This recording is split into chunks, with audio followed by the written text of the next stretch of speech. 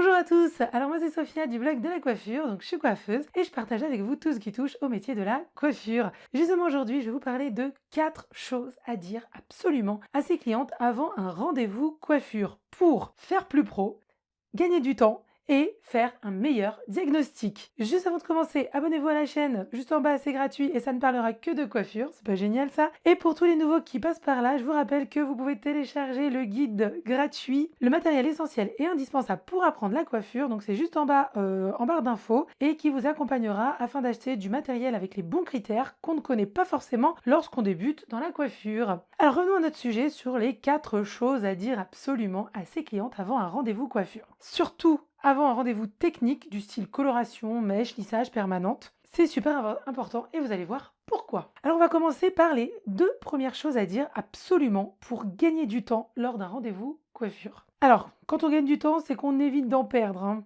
Il ne faut pas oublier que la coiffure, c'est un métier fatigant où on reste debout, on est payé au rendez-vous et aux prestations. Donc évitez de perdre 30-45 minutes sur des rendez-vous tout en paraissant plus pro aux yeux de sa clientèle, ça se prend. Et je vous rassure que les clientes aussi apprécient de ne pas perdre de temps. Oui, tout le monde est pressé, de nos jours, le temps c'est sacré, hein.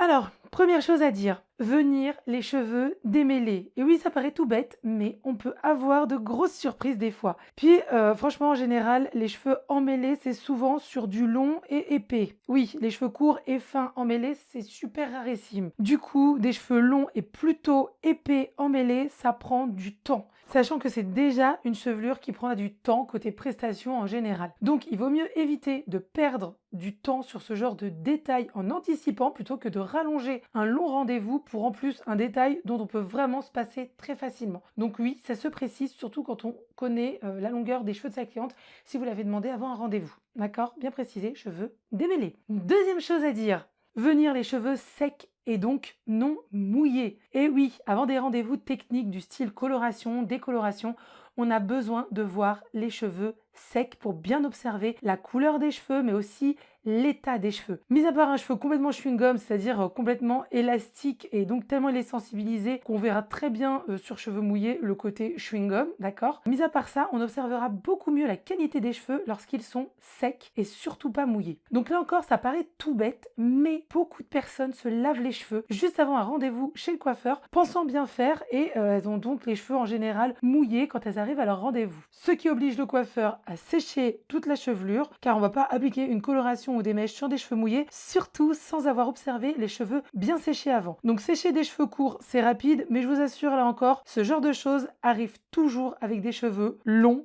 et épais qui sont donc bien longs à sécher. Et oui, vous savez, c'est un peu comme les rages de dents qui tombent toujours les dimanches et les jours fériés et quand ton dentiste sinon il est en vacances. Bah, c'est un peu la même chose dans les probabilités de cheveux mouillés. C'est toujours sur des cheveux hyper longs à sécher que ça arrive. Maintenant, on va voir les 2 dernières choses à dire à vos clientes pour faire de vrais et meilleurs diagnostics lors de vos rendez-vous coiffure. Oui, car les diagnostics en coiffure, c'est super important. Donc, vaut mieux bien les faire.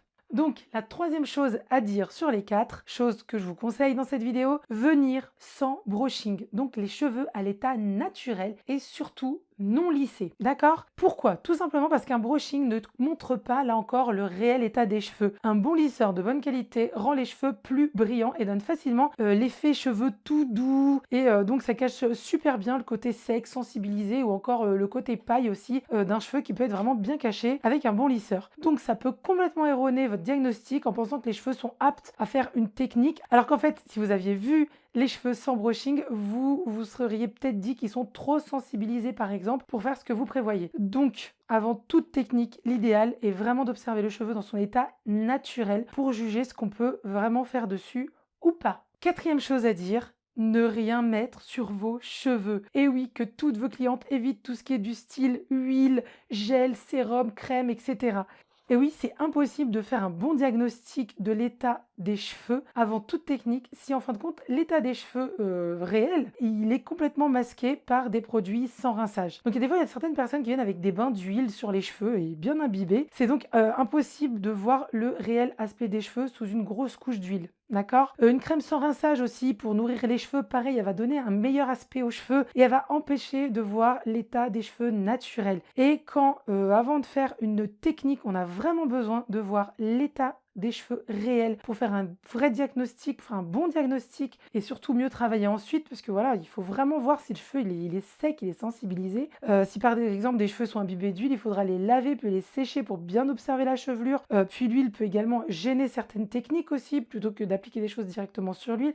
Donc grosse perte de temps si vous devez laver la chevelure et la sécher pour enfin commencer à travailler, pour tout simplement commencer à faire votre diagnostic et voir en plus ce qui est possible de faire ou pas. Parce qu'en plus, si vous avez fait tout un shampoing soin, etc., enfin surtout shampoing pour bien nettoyer et sécher, pour au final vous apercevez que non, on va éviter la grosse technique, c'est clairement de la perte de temps. Vous allez faire quoi? Payer un shampoing à la personne. Donc vraiment très important que la personne vienne sans rien sur la tête pour gagner du temps et surtout faire un bon diagnostic et surtout ne pas faire un diagnostic avec une chevelure imbibée d'huile en imaginant que le cheveu était peut-être un peu sec ou pas trop selon ce que la cliente vous dit. Non, il faut vraiment voir le cheveu. D'accord? Donc on ne continue pas son diagnostic, on ne décide pas de faire des choses sans voir vraiment l'aspect du cheveu. Donc voilà les 4 choses qu'il faut absolument s'habituer à dire à ses clientes avant tout rendez-vous coiffure où il y aura une technique chimique surtout.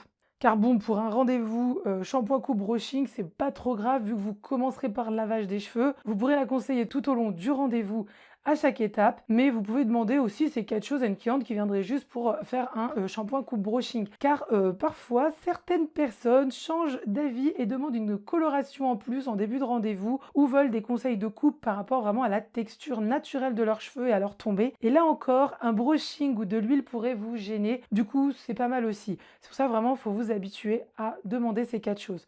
Donc, ce qu'il faut retenir pour gagner du temps et faire de bons diagnostics en observant bien les cheveux de ses clientes, il faut demander à ses clientes, donc avant leur rendez-vous coiffure, de venir avec les cheveux démêlés, non mouillés, donc séchés, mais sans brushing surtout, donc à l'état naturel et sans rien dessus, donc pas d'huile, pas de gel, de crème, sérum ou toute autre chose qu'elle pourrait se barbouiller sur la tête. D'accord ? Et évidemment, de préciser tout ça à votre clientèle pour mieux les conseiller en faisant de bons diagnostics, mais aussi pour leur faire gagner du temps, ça vous rendra tout simplement plus pro à leurs yeux. C'est à appliquer même pour les grands débutants dans la coiffure, car il faut s'habituer dès le début à avoir les bons réflexes avec sa clientèle et surtout pour vous faciliter le métier de coiffeur. Ça prend à peine 2 minutes d'expliquer ces 4 petites choses à votre clientèle pour bien les préparer à leur rendez-vous coiffure et ça fait gagner un temps fou à côté tout en gagnant en professionnalisme. Donc retenez bien ces 4 petits points qui peuvent vraiment vous faciliter. J'espère que les conseils de cette vidéo vous ont plu. Si c'est le cas, lâchez-moi un petit pouce en l'air, c'est sympa et c'est pas cher et surtout ça permet à YouTube de mieux référencer les vidéos. Donc merci à tous ceux qui le feront. Je vous dis à très bientôt pour d'autres vidéos sur la coiffure.